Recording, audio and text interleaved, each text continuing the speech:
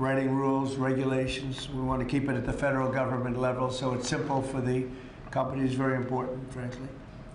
And I think we're pretty well committed. I spoke to some of the senators today, and I think we're committed to do that. We want to make it as simple as possible, as easy, because you're competing with some very big sources, and we want to stay number one by a lot.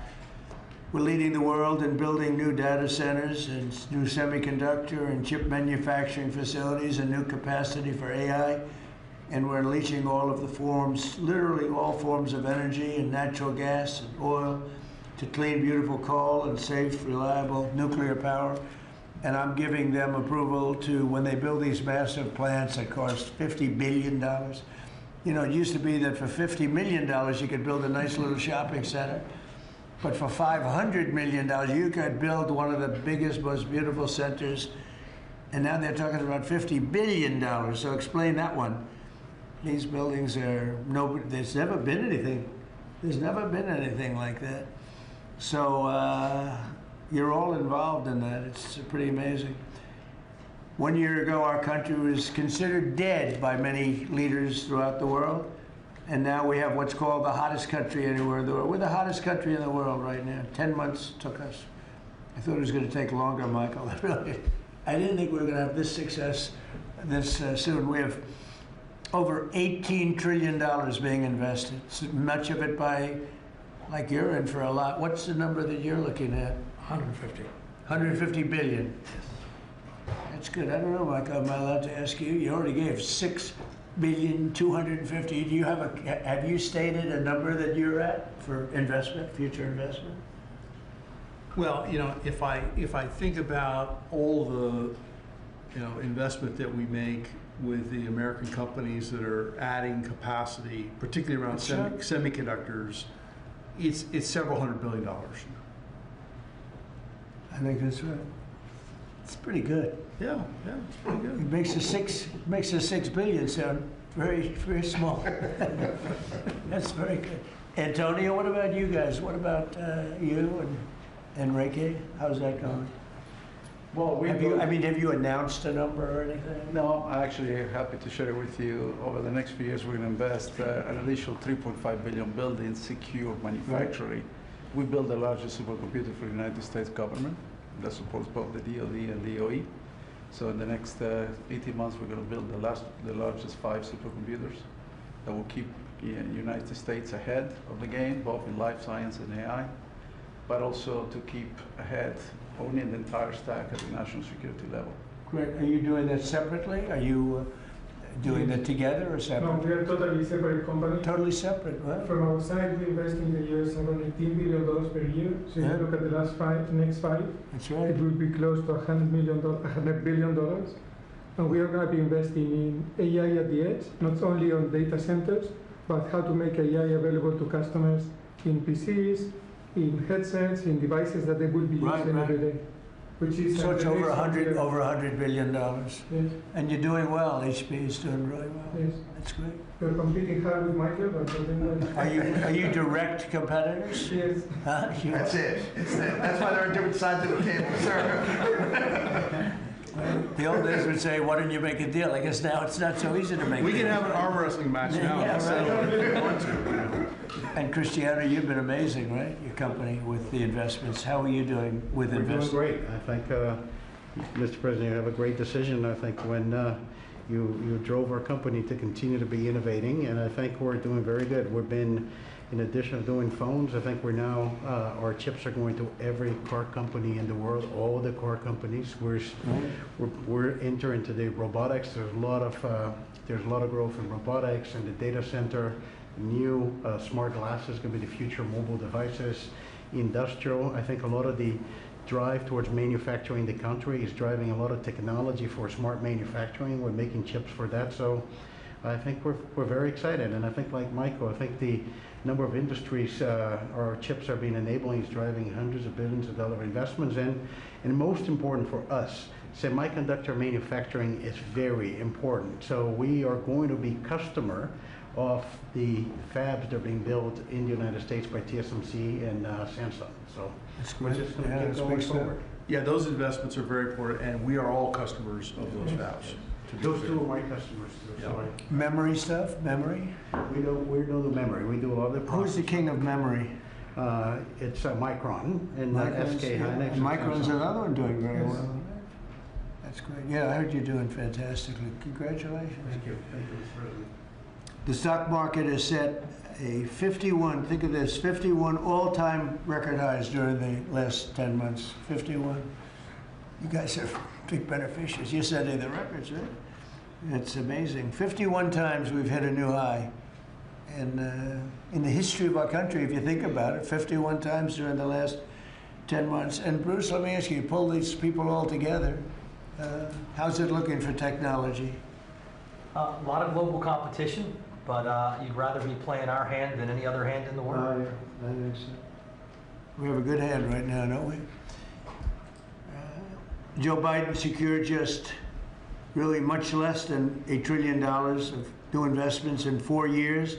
And in 10 months, we secured more than $18 trillion. So 18 times the amount in 10 months what they did in 4 years. And they would have gone negative. They were heading toward negative. In other words, not $1 trillion, but it could have been 3 or 4 or 5 trillion less because people were leaving.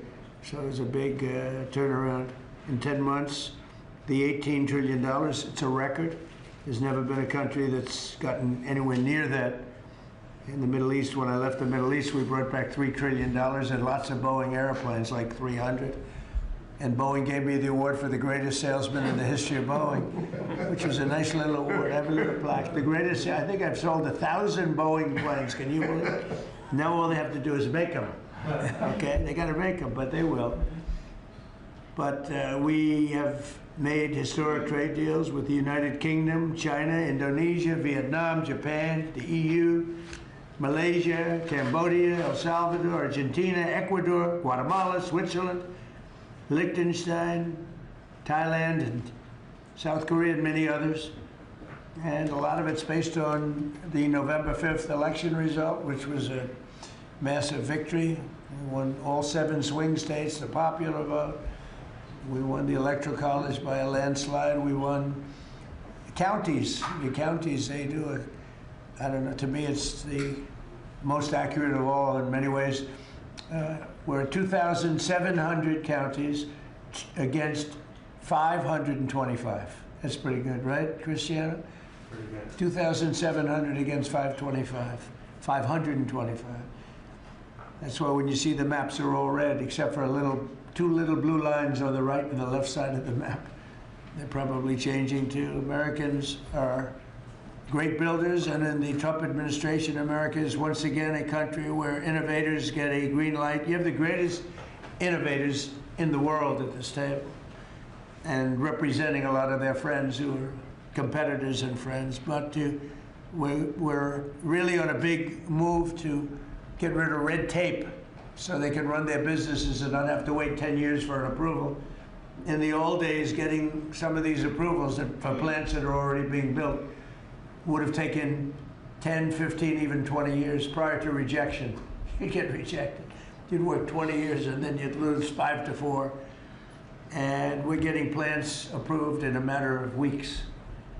The biggest plants ever built in a matter of weeks. For every new regulation, we're slashing more than 10 old regulations. So we're not allowing regulations unless they slash 10 old regulations. We did that in the first term, and we cut more regulation than any administration ever. In our first term, we have the all-time record. I think we're exceeding it here. In fact, now it's 1 in 24 is the number we're at. It's 1 in 10 you have to do, otherwise we're not letting you do it. But we're actually up to 1 in 24, so we get rid of 24 regulations for everyone. That's not a bad deal, right? And it's been very exciting, actually. But including, we're allowing 100 in the Great Big Beautiful Deal. We're allowing 100% expensing for capital expenditures, including investments in factories and equipment and structure. So, including even structure. So that if Michael goes out and builds a factory, you can take it against tax immediately, the whole thing. You don't have to wait 38 years or do it over a 38-year period. And I think that's what made the first tax cut, which we, by the way, got extended in this tax cut. So, and you add it up, it's the biggest tax cut in the history of our country. But I think that the expensing factor, and it's good for 10 years too, I think that's the, maybe was the reason that so much growth was, there were other reasons, but so much growth was gotten in the first term. So earlier this year I said that the challenges of our time demand a new spirit of patriotism and national loyalty in Silicon Valley, smart people, and from the whole technology sector, and that patriotism is on huge display here in this room with some of the most brilliant people. And I'd now like to ask Secretary Howard Lutnick to say a few words, and OSTP Director Michael Kratsios also say a few words. And I look forward to hearing from Michael a little bit about this subject. Cristiano of Qualcomm, and Arvind, you'll say something, and I appreciate it. And anybody else wants to say a couple of words, feel free. Good job. So why don't we start with Howard, please? So the key to America's success is the amazing innovators that we have. I mean, we have invented everything from the light bulb, transistor, GPUs. We are on the edge of everything. And we need to keep being on the edge, and the people at this table and this industry is why America's great. We need to build here. You know, for too many years, we innovated and we let everyone else build our stuff. And we just can't do it anymore. So with President Trump coming and winning the election on November 5th, we changed that, and now we're going to build it here. You've done everything you can, and you've heard trillions and trillions of dollars of technology build coming home to America to protect and defend us and use our innovations here. You're driving interest rates lower, and you're going to continue to drive them lower. That makes it cheaper. It makes it more exciting to build here.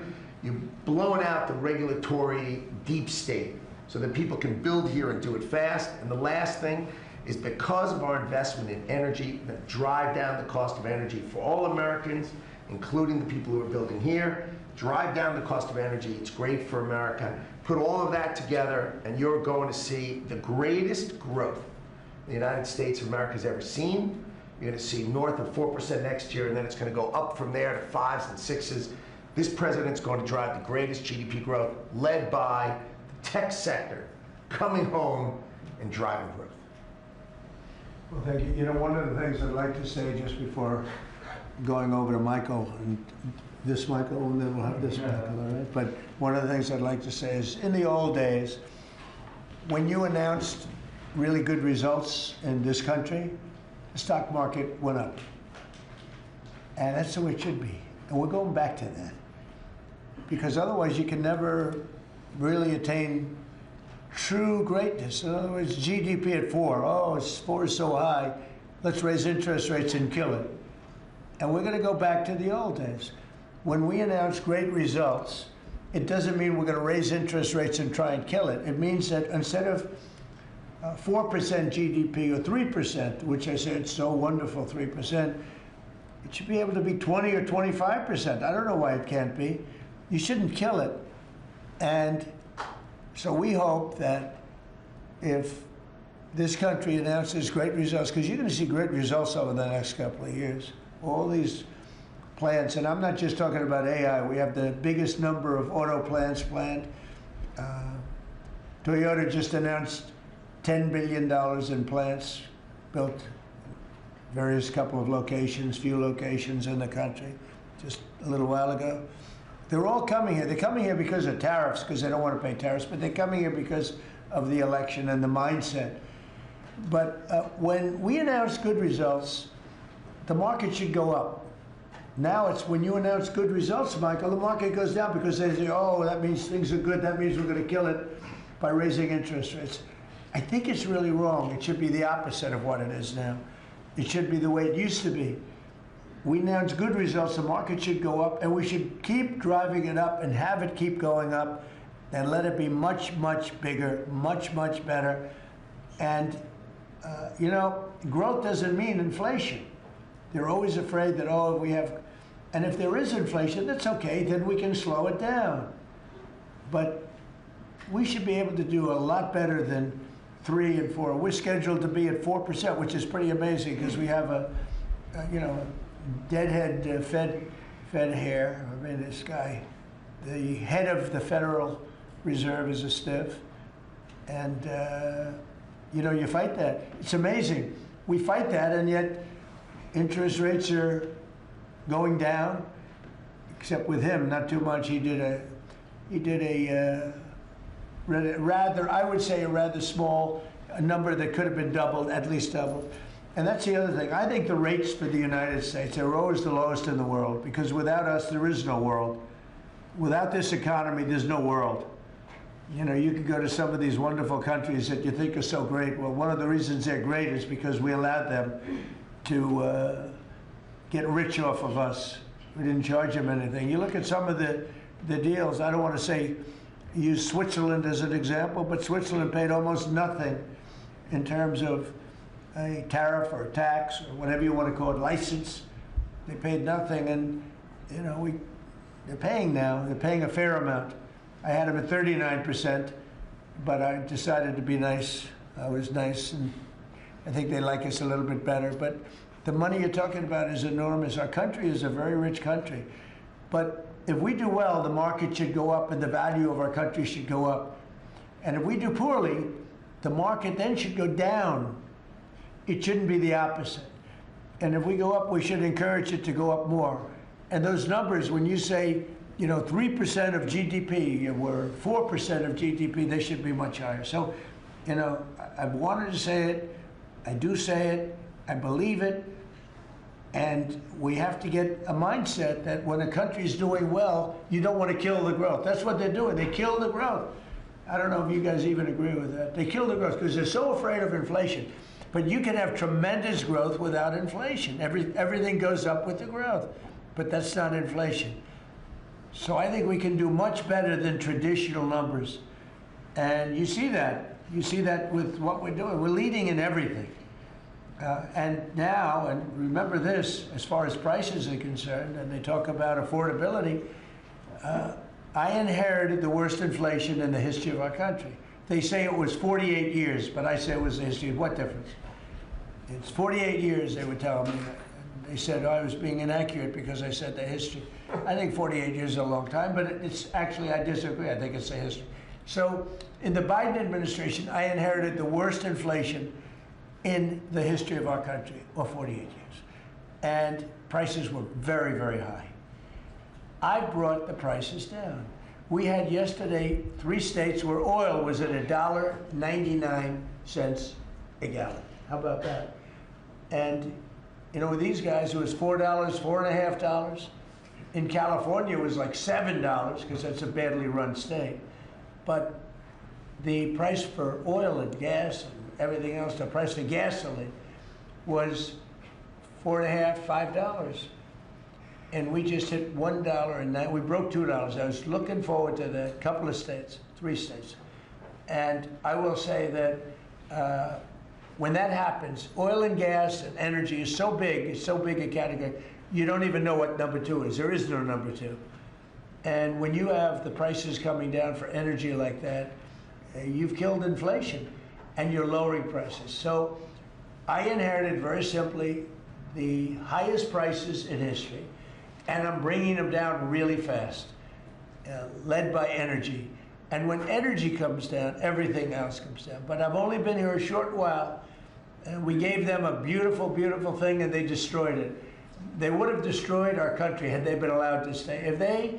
If we didn't win this election, if we had Kamala, who's the same as Joe, low IQ people, but if we had Kamala, you would have a country that would be right now in ruins. I believe that 100%. Things would be in a state like nobody's ever seen before. Worse than anything you've ever imagined. Worse than 1929, in my opinion. Instead, we have the hottest country in the world, and we're going to keep it that way. But just to finish, we inherited high prices. We're bringing them down very rapidly, and we're bringing them down to very, very good levels. They'll soon be down at very good levels. Michael, please go ahead. Absolutely. As everyone in this room probably knows very well, leadership in science and technology has been foundational to our economic and national security for 4 decades. And because of the policies that you have championed and the private sector partnerships that you have made, America currently is leading the world in S&T, and it's benefiting all Americans every day. The one thing that I want to remind this group of, and many of you know, the president has been arguing for American leadership in AI well before ChatGPT was even invented. The president signed an executive order on artificial intelligence leadership in 2019, which set the stage for the revolution that we're seeing today. In the past year, we've built on that. We signed out the AI Action Plan in July of this year, which the president launched here in Washington, along with 3 EOs. And I know a lot of that effort is around creating a regulatory environment to allow for companies like yours to thrive and for the applications that you build to have the biggest impact on Americans every day. So thank you for everything that you do, and I know we're going to keep working together to make sure that America is the home for the next great technological discoveries. All right, thank you, Michael. And Michael? Thank you, sir. Well, look, we greatly appreciate the focus the administration has on lowering energy costs. And energy is the substrate of manufacturing at the industrial level and really an incredibly important input to the economy. We can't be competitive without a super low cost energy industry. And had a great meeting earlier today with Secretary Wright, and really appreciate all the work that he's been doing. This is, of course, incredibly important when it comes to AI, because it does consume a great deal of power. All the semiconductor manufacturing consumes a great deal of power. Another big area of focus for us is how we can take all this great AI technology, the AI stack of the innovative companies here in the United States, and sell that around the world. And I'd like to ask Arvind to speak a little bit more about this. Arvind? Thank you. So, Mr. President, first, we really would like to thank you for everything you're doing for economic growth, as you said. I completely agree with you. Economic growth then drives a lot of other benefits to everything else. We also want to thank you for all the work you're doing on deregulation and making things easier for business to participate in that growth. Michael spoke of the AI stack. It's incredibly important that under the action plans that you have laid out and Michael Kratzer just spoke of, we really help promote the AI stack, which is not semiconductors only. Those are incredibly important, but it's semiconductors, it's software, it's the systems which many of us here build, and it is the software applications on top. The ability to take those to all our friends in countries, so all the friendly countries, is going to be very, very important. And we wish to work with your government to make sure that we can do that, because otherwise we're afraid that competing countries are going to be able to get that stack. So we would say that. Anything that you're looking at that we can help you with so that you create a bigger and better IBM and hire a lot more people? Anything you need? A few countries, we'll speak to members of your administration to make sure that those can go and that barriers get lowered for being able to do it quickly. We agree guardrails are necessary, but lower barriers would be very, very helpful. You mean tariffs? No. Because are these countries tariffing you, making your life difficult? Are they doing anything else to make your life difficult? It's the ability to take certain systems which have semiconductors inside them into these countries. So right now, because we have controls on where all the semiconductors can go, then the entire system is restricted. That's what we want to do. The same as How many countries do that? Probably a half dozen. So I can tell you the countries already. I know. Yes. I know every country very well. And we have ways of combating that quickly. So you'll let me know. And the last part I'd like to say is I'd also like to thank you for all that you're doing to help modernize government itself, because we think that that's incredibly important. You know, you made a number of announcements, but a couple that I'd just like to point out, we worked with Commissioner Frank Bisignano to help make Social Security better. So I would like to thank you for your help on that. And we'll work with him on making IRS. He's done a fantastic job. Yes. Frank's great. He's done a great job, Frank. He's had a great career, actually left a tremendous career where his salary, I think, was 100 times greater than it is now. And he was at JP Morgan Chase, and he's doing a fantastic, he did a great job at Social Security, quickly. And we hope to help him replicate that now at the IRS also. Very good. Thank you very much. Good job. Cristiano, please. Yes, just a few points. I think, first of all, Mr. President, thank you for your vision. Thank you for understanding the importance of the American private sector in industry, I think, and the growth of the economy. I want to just build on some of the things that were said by my colleagues. I think we have built probably one of the most advanced technologies in the world, and part of it is because I think the commitment to innovation that we have in the country, but also the fact that it has been American technology for the world. So I think we have an incredible opportunity. When I think about what Michael said about exporting AI, I had a conversation with Secretary Howard. Now that the trade deal's been made, is an opportunity to really build on those trade deals and export, I think, American technology.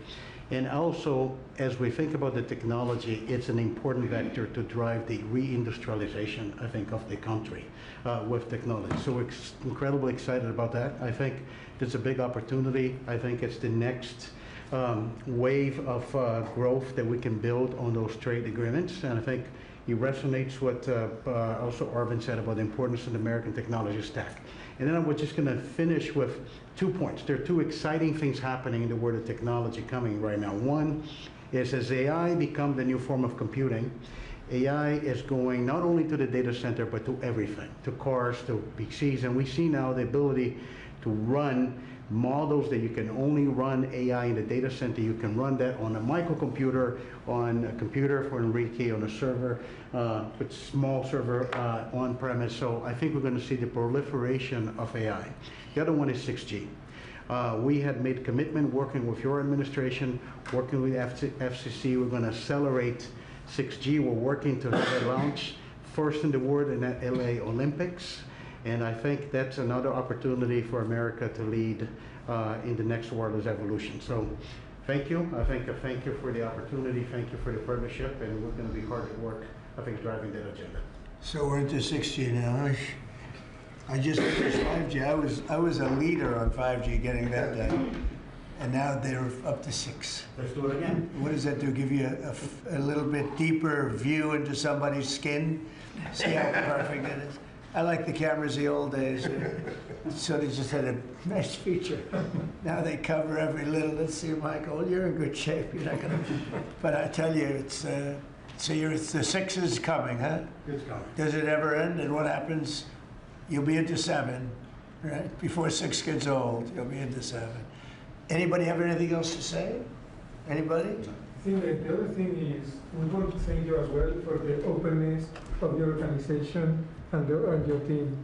We always find people that wants to hear what we need and is willing to design programs that will support us. So thank you for. Well, we're here to serve you. We want you to just dominate the whole world in terms of what you do. It's a very important world, and you're doing that. And we're making it easy for you, and that means you're going to do it faster. It's more jobs, and a lot of good things happen. Right?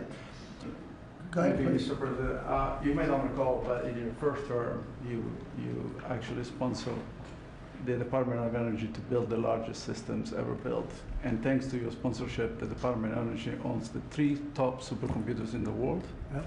And we build them with them. And these are systems that can do quintillion operations per second. And that means we can solve I know. a lot of We made that possible. It's worked out very well. Good. solve problems. So now we're going to build the next generation again. Good. Sounds good to me. Any questions, please? Mr. President. Thank you. Can you explain a little more about this Venezuelan oil tanker and share a little more information? Well, I'll let the people do it, but you see the result, and I guess they probably have released the pictures by now or pretty soon. You'll discuss that with the appropriate people later on, but no, it was seized for a very good reason. Cuba. Sir, there's a new proposal from DHS that would see tourists from a lot of countries have to hand over 5 years of social media history to get a tourist visa. Are you concerned at all that if that's implemented, there would be a decline in tourism next year? And what sort of material do you think is... We're doing so well. We just want people to come over here and safe. We want safety, we want security, we want to make sure we're not letting the wrong people come into our country. We're getting rid of a lot of bad ones from jails, from mental institutions, drug dealers. And we're getting a lot of bad people, murderers. 11,888 murderers, half of them, almost exactly half of them, committed more than one murder. We're getting rid of them. In some cases, we don't even want to get them out. We put them in jail because we're afraid they're going to come back into our country. We're not going to let them back in. So we've taken a very tough stand. And you see where we've been, like Washington, D.C. now, people walk down the streets. They go into restaurants at night. It's beautiful. It's like this beautiful thing to see because until I got here, this was a very, very bad place. We had a terrible thing happen 2 weeks ago with terrorism with regard to 2 National Guards people that are so phenomenal. One is no longer with us, and one, amazingly, we weren't looking with great hope on that, you know, that Andrew. And today he got out of bed, actually, got stood up, didn't say anything. It's a little early, but the chances of Andrew, other than his mother, who said, nope, he's going to be okay. His mother was the most positive person. And could be that she'll be right. It's pretty amazing. Made progress. It was both of them were so badly hurt. We never thought that one could survive. So it looks like Andrew's doing pretty well. Mr. President. The winner of the Nobel Prize dedicated the prize to you, the Nobel Peace Prize, and she left Venezuela at a great risk to make it to the ceremony.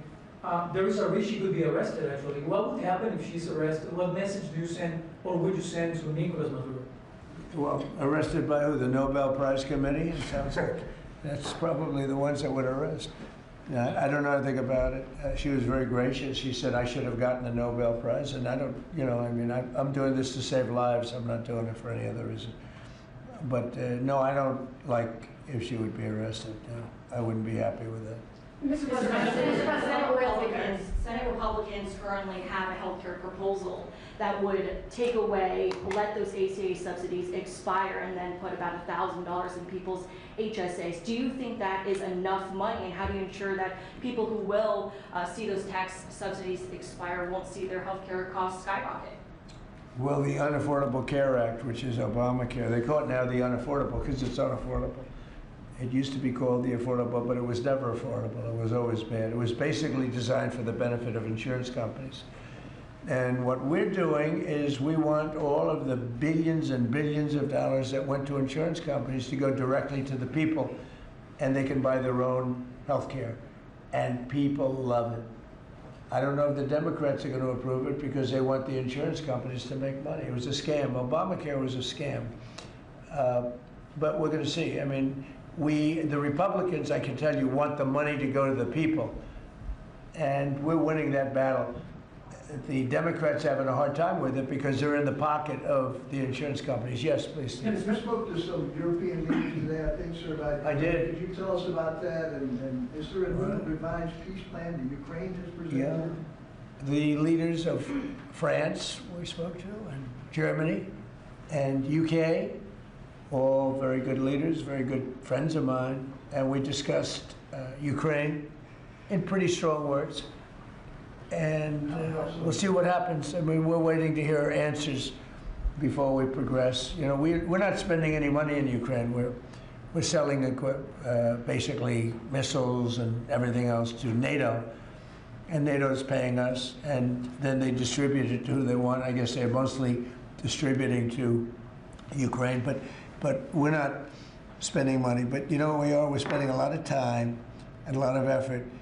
Because last month, 27,000 soldiers were killed. Both, think of it, 27,000. That's if you take a football game and take half the stadium, that's 27,000. So 27,000 soldiers were killed. Russian and Ukrainian soldiers were killed. And I want to see that stop. We'll find out. Look, there are a lot of things happening right now. A lot of people say it's closer than it's ever been. It's a war that would have never started. If I were president, would have never started. It's a war that should never have started. But we'll have it figured out, I think, with within a pretty short You period. say very strong terms, sir. Could you explain that? Well, I think we had some little disputes about people, and we're going to see how it turns out. And we said before we go to a meeting, we want to know some things. You know, they would like us to go to a meeting over the weekend in Europe, and we'll make a determination depending on what they come back with. We don't want to be wasting time. Sometimes you have to let people fight it out, and sometimes you don't. But the problem with letting people fight it out is you're losing thousands of people a week. It's ridiculous. The whole thing is ridiculous. Mr. President, 2 questions. One, the oil tanker. Who owns that oil tanker? You'll get that information later. Okay, and have you spoken to Maduro since your last conversation? No, I Has it haven't. only been one conversation? No. And when you say that the European leaders want to have a meeting over the weekend, are you talking about with Zelensky or with them? With Zelensky and us. And you said in an interview yesterday that you think it's time for Zelensky to start accepting things. What things are you talking about? I think he has to be realistic, and I do wonder about, you know, how long is it going to be till they have an election? You know, it's democracy. It's a long time. They haven't had an election in a long time. It's losing a lot of people, and it's possible that the people, you know, if you look at the polls, I will say 82%. There was a poll that came out. 82% of the people are demanding a settlement be made. Ukrainian people. They want to see a settlement be made. I understand that. They're losing thousands and thousands of people a week. They want to see it ended. And I do say, you know, at what point, when do they have an election in Ukraine? That's not casting dispersions on anybody, but they do have a massive corruption situation going on there. And they do say, you know, when are they, people are asking this question, when do they have an election? Are they going to have an election? Or are they going to just keep it going like this? So I think it's time to get that war settled. And I think it's a war that can be settled. But it takes two to tango. Mr. President, I wonder about the new owners of Warner Brothers Discovery to make changes at CNN, big changes, and have you spoken to Jared about it? What are you doing with him, or get you sort of wall him off a little bit? So what do you want to know? What changes do you want to see at CNN under new ownership? Well, I'm not involved in that. I will be probably involved, maybe involved in the decision. It depends. You have some good companies bidding on it. I think the people that have run CNN for the last long period of time are a disgrace. I think it's imperative that CNN be sold, because you certainly wouldn't want to put people, just leave those people with some money, good money, and CNN, so that, you know, they can spend even more money spreading poison, because it's lies. It's a disgrace. So I wouldn't want to see the same company end up with CNN, the same company with money, because right now they don't have too much money. But they have value, I guess, based on the bids. They've got value.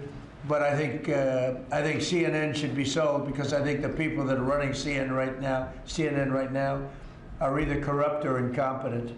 And that'll be a factor in the decision making, because you know we've got some. Well, in my mind, but you know, I can be talked out of that by some very talented people that we have, antitrust people. But I just think that the people that have run CNN into the ground, by the way, nobody watches, very few people watch. I don't think they should be entrusted with running CNN any longer. So I think any deal should be guaranteed and certain that CNN is part of it, or sold separately. But I don't think the people that are running that company right now and running CNN, which is a very dishonest group of people, I don't think that should be allowed to continue. I think CNN should be sold along with everything else. Sir, you spoke about affordability earlier in your remarks and yesterday in Pennsylvania. How much more can we expect to see you on the road kind of delivering that message? And are you worried at all about the Democrats winning a couple more things in Miami and Georgia? I don't worry about it. You know, it's like statistically, it's amazing. When you win the presidency, even if you win by a landslide like we did, and even if you do a good job, and some people say we've done the best opening 10 months in history, you know, in the history of the presidency. I think we have. Who's done better? We ended 8 wars. We have the strongest economy. We have $18 trillion coming in, which is more than any country had, times I think 5 or 6. 18 trillion is a lot even in your standard, right? Yes, sir. Even for that guy, 18 trillion is big numbers. But we have $18 trillion coming in. Pretty amazing, right? I think Qualcomm would be very impressed if they had even a little piece of that. So we've done a great job. But for whatever reason, and nobody's been able to give me an answer, when you win the presidency, you seem to lose the midterms. Even if you win the presidency by a lot and you do a great job as president. You know, some presidents have done good and they've lost, I think it's like 2 times in the last many, many years it's been won. I don't know why. It doesn't make sense. Usually I can figure things out, but I don't know why, but that seems to be. But other than that, we should win because we're doing great. The economy is roaring. I think the economy is only going to go, better with all this money pouring in. We have factories being built, and forget about AI. We have AI more than anybody. We're leading AI by a lot. But we have many car companies coming in from Canada, from Mexico. They're coming in from Mexico. They're coming in from Canada, from Japan, from Europe, all over Europe, Germany, all over Europe. We're doing great. But for whatever reason, it doesn't matter how well they're doing, good and bad. The bad you understand, but even when a president's doing well, they seem to not do well in the midterms. So we're going to try and change it. There should be no reason for it. If anybody at the table can figure out, Bruce, a nice psychological reason, but so I want to win, and winning the midterms is important. People want us to win the midterms, and I think we have great spirit. We should win the midterms, yeah. Under Joe Biden's administration, and during COVID specifically, Biden removed the safety standards on abortion drugs. Now I'm hearing from a lot of pro-lifers that they're very anxious because yesterday Bloomberg reported that your FDA is slow-walking a review of the abortion drugs that Secretary Kennedy promised. Yeah, How soon do you want to see that? I'll find out. I'll ask them. Do you want to see it? I don't think they're slow-walking anything, but I'll find out. Yeah. Any update on the clashes between Thailand and Cambodia? So Yeah, I think I'll have to make a phone call. I was going to say that the Thailand and Cambodia, one of the 8 that I settled, they've been fighting for a long time. They've been fighting for a very long time, many, many, many decades. But I got along great with both. I found they were 2 great leaders, 2 great people, and I settled it once. I think I can do it pretty quickly. I think we're scheduling a phone call tomorrow. Mr. President. With Thailand. On the Fed chair. With Thailand, if you just to answer, Steve, with Thailand and Cambodia, I think I can get them to stop fighting. Who else can do that? Think of it. Settled 8 wars. Every once in a while, one will flame up again, and I have to put out that little flame. I have to put it out, but we're going to put it out again. So I think I'm scheduled to speak to them tomorrow and see if I can. It was unfortunate what happened. I mean, I know exactly what happened. It got it started a little bit, but we'll see if we can put it out. We're interested in the seizure of this tanker. What happens to the oil on this ship? Well, we keep it, I guess. Where does it go? What port does it go to? Well, you have to follow the tanker. You're a good newsman. Just follow the tanker. Do you know where Follow it's going? follow it. Get a helicopter and follow the tanker. Is it true it's going to But we're Cuba? I assume we're gonna keep the oil. Mr. President, on Fed Chair, Kevin Hassett said you were going to announce your decision within the next 2 weeks. Is that correct? Maybe. Are you doing your interviews with finalists today? Well, I'm meeting with Kevin Warsh today, so I'm meeting with him. And I sort of have a very good idea what I'm looking for.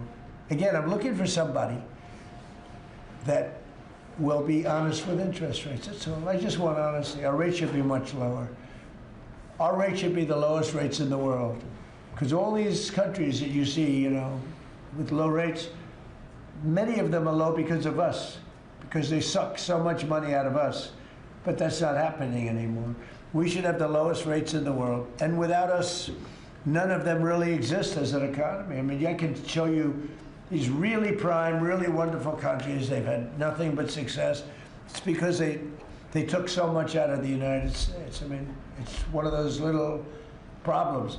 I want to see that when we do well, we're rewarded for doing well, not the way it's been for the last pretty long period of time. Are you asking these finalists to pledge to lower rates? Are you asking these finalists to pledge to lower rates if you No, become the chair? no. I'll be asking questions and I'll be able to figure it out. Mr. President, we have 3 countries sending drugs to the U.S., Mexico, Venezuela, and Colombia. And you talked to the president of Mexico, you already talked to Nicolas Maduro. Have you considered talking to the president of Colombia, who you called a drug leader? No, I haven't really thought too much about him. He's been fairly hostile to the United States, and I haven't given him a lot of thought. He's going to have himself some big problems if he doesn't wise up. Colombia is producing a lot of drugs. They have cocaine factories that they make cocaine, as you know, and they sell it right into the United States. So he better wise up, or he'll be next. He'll be next too. And I hope he's listening. He's going to be next. Yeah. Mr. President. Because we don't like people when they kill people. And they sell drugs, they kill them in the United States, and Colombia is a major manufacturer of drugs, meaning cocaine in particular, as you know. Thank you, Mr. President. Thank you. Multiple House Republicans in recent weeks, days, have been critical of Speaker Mike Johnson. I wanted to ask you if you're still confident in the Speaker to keep his conference together ahead of the midterms, and how often are you speaking about him? I think Mike Johnson is great. You know, he's had a majority of 2, 3, 4, then back to 2. We actually had 1. So we were 1 heart attack away from disaster. So everybody prayed for everybody's health. I think Mike Johnson's been a fantastic speaker. I mean, a very hard job because, you know, when you have a small majority, and we got the biggest bill in the history of our country approved, the Great Big Beautiful Bill. I call it the Great Big Beautiful Bill. There are different names for it, but to me it's a Great Big Beautiful Bill because it gives the biggest tax cuts in history, the biggest regulation cuts in history. No tax on tips, no tax on Social Security, no tax on overtime. I think Mike Johnson's been a great speaker. I think few people could have done that job. Do you want to see another big package move through Capitol Hill in the next year? Or? Well, we don't need it because we got everything. You know, this was supposed to be 17 bills. And I think it was my idea, but, you know, with the concurrence of people that have done this a long time. And I said, why don't we make it 1 bill? Because it's very hard to get things approved by the Democrats. And it worked out because there was something good for everybody. If we would have done 17 bills, we wouldn't have gotten 1/3 of them approved. There was something great for everybody in the one, you know, the Great Big Beautiful Bill. Brian? It's good to see you, Mr. President. I follow up on the event last night in Pennsylvania. Huge crowd turned out there. Big crowd. It seemed like Rally Trump was in prime condition last night. You enjoyed it. Can you just give me your thoughts on that? Then I do have a question on the gold card. Last night was amazing in Pennsylvania. We had a tremendous crowd. It was like freezing. And the people, the thousands of people on the sidewalk trying to get in, or the streets. It was an amazing evening, actually, and I think people really enjoyed it. I enjoyed it. You could tell that. I can tell that you enjoyed it. I enjoyed it. I really did. Well, you know, it's easy to enjoy when you do a good job, and, you know, when you can talk about things in a very positive way. It's hard not to say it. We have potentially the greatest economic boom in the history of the world. It's being built right now. And when it opens, there will be nothing ever in history like what's happening in our country. And, you know, Washington, D.C. is safe, and Memphis is now. Look at Memphis. Crime is down 60% in Memphis. We just got there 3 weeks ago. And we're going to have New Orleans. New Orleans we just sent a group of people there, and crime is down 28% in about 3 days. No, we do a good job, you know, and these are central casting people. These people they're very tough people if they have to be. They're very good, they're great patriots, but they are the toughest, and they don't take any nonsense. And every place we go, we knock down crime. Too bad that we're not invited more into Chicago, because we could save Chicago very quickly.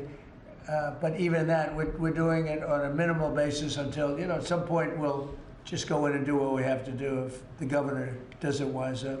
They got a bad governor, they have a bad mayor. I would say they're both incompetent, but it's hard to believe that people don't want to stop crime. We could stop the crime in Chicago in about 2 weeks. Go ahead. My question is on the gold card. I apologize if I missed the answer to this. Is there a limit to how many gold cards these companies can buy? Howard? So the program is part of the already approved visas. So we're just going to have great people come into this country. You know, the average green card holder earned less than the average American. So they were more likely to be on the dole and be on our assistance programs than average Americans. And the idea is from President Trump, he wants to raise it, bring in the best people into America. So same visas, but now just full of the best people. Basically, it's a green card, but much better, much more powerful, a much stronger path. And a path is a big deal. Have to be great people, but much stronger path. And it also, in addition to that, helps companies, because not only for companies, but if IBM gets somebody #1 in his class at the Wharton School of Finance, and you're dying to get the person, but you can't guarantee the person stays in the country, because oftentimes they'll say, I'm sorry, sir, you got to get out of here, you have 24 hours, right? And you say, where's my employee? Now IBM can buy a card, and that employee can be there for essentially a very long period of time. Mr. President, It's so needed for the companies. You know, it's needed for others, but really it's basically a much better form of a green card. And you can't get green cards. They are impossible to get. This is much better than a green card. Yeah. Yes, sir. Did you tell Bruce Blinken not to run for governor, or that she should think about not running for governor? I haven't spoken to, first of all, he's a friend, she's a friend. These are two great people running. In a way, I hate to see them running against each other. I hope they're not going to be damaging each other. But Alicia's fantastic, and Bruce is, they're two fantastic people. And I always hate it when two very good friends of mine are running. And I hope there's not a lot of damage done. Sometimes it works the other way. The victor ends up being much stronger because of it. A lot of times that happens in politics. You think you'll step in a couple months after you see who performs? Well, I think in New York we have a convention toward the end of February, and I think you'll know pretty much at the end of February what's going to happen. And I'll probably have to, you know, do what I want to do. But I hope that he's running now, as you know, and she's running. We have two very talented people. Either one should win against the Democrats. Mr. President, Legacy's story lately focuses on one of your cabinet members predicting that you're going to fire this one or you're going to get rid of that one. Of all your cabinet members, who would you perceive as the most under attack? Well, I think my cabinet's fantastic. I read these same stories that I'm unhappy with this one or that one, and I'm not. I think the cabinet's done a great job. I read a story that I was unhappy with Pete because he was attacking drug dealers. I said, that's not exactly right. I would say very much the opposite. Pete Hegseth has been phenomenal. I read a story recently, I'm unhappy with Christie. I'm so happy with it. I mean, we have a closed border. We have a border that's the best border in the history of our country. Why would I be unhappy? She's fantastic, actually. No, we have a fantastic cabinet. Really fantastic cabinet. I mean, Lutnick I'll have to think about. No, can't have everything. Can't have everything. He's doing great. Well, Howard's done really well, and Scott's done really well. We have just a fantastic cabinet. I'll tell you who's doing a great job is Linda McMahon. We're bringing education back to the states where it belongs. Education is going, we can't do any worse than we're doing right now. Let the states run it. You know, if you go back to some of our states that are run so well, so good, I would say 40 of them. And then you'll have trouble with 5, and you'll have bigger trouble with another 5. But you have 35 or 40 states that will run education as good as Norway or Denmark, Sweden. We have some, you know, the heads of the list are Denmark, Norway, Sweden, a few others. I think if you go to Iowa and you go to Indiana and you go to, I can name a lot of states, I think it would be almost the equivalent or maybe better. But you can't run a school system in Iowa from Washington, D.C. Yeah. Sir, the Gaza plan, when do you expect to announce members of the Board of Peace, the leadership of that? Well, we'll do it early next year, and the Board of Peace are gonna, it'll be one of the most legendary boards ever. Everybody wants to be on it. It's mostly gonna be, I guess, you know, we weren't thinking about it that way, but they wanna all do it. Basically, it'll be the heads of the most important countries. Mr. President. They all want to be on. It wasn't really planned. We thought we were going to get very distinguished people that do that kind of thing for a living. But really, it looks like it's turning out to be, they want to be on, the heads, the kings and the presidents, prime ministers, they all want to be on the Board of Peace. Mr. President, on the video follow-up to last night's rally, can you clarify, you have called the affordability crisis as a Democratic hoax, but you also want to make America affordable again? No, the word that they use is a hoax, and because they're the ones that caused the problem. I'm talking about when you're trying to say it a different way. Now, it's pretty simple, though, if you listen. It's a hoax where they created the problem. They're the ones that gave the high prices. So when they use the word affordability, they shouldn't be using that word because they're the ones that created this problem. They created the highest inflation in history, and they created the highest prices in history. And now we have to get those things down. But when they go, they look and they say affordability. They never discuss it. They just say the election's about affordability.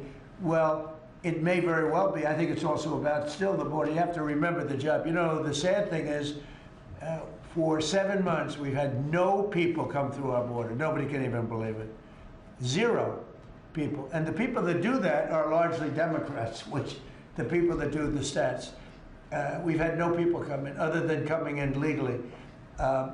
But if you take a look, and nobody wants to talk about that. In fact, last night I said, let me talk about the border. My own people told me, sir, nobody cares about the border anymore. You've fixed the problem. I said, do I get a little credit for fixing a disaster where millions of people a month would flow into our country, and from prisons and from gangs and from drug dealers and mental institutions? They say, sir, you fixed the border.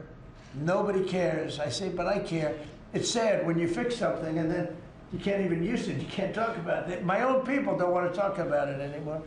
But very simply, the Democrats created the worst crisis of inflation that this country has ever had. And with that came the highest prices that we've ever had.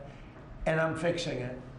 Mr. President, has Secretary Hexon told you why he hasn't released the video of the second strike? No, he hasn't told me. I thought that issue was dead. You're surprised you bring it up. You must be CNN. Lawmakers are still Are you talking about it CNN? on the Hill. Are you CNN? I am with CNN. Oh, gee, I'm shocked to find out. But lawmakers are still talking about it on the Hill. Well, I'll tell you, I don't know about lawmakers. Which lawmakers you're talking about? Most of the Democrats have been talking about trying to release it. I mean, the people that you work for, the Democrats? You know you work for the Democrats, don't you? You're basically an arm of the Democrat Party.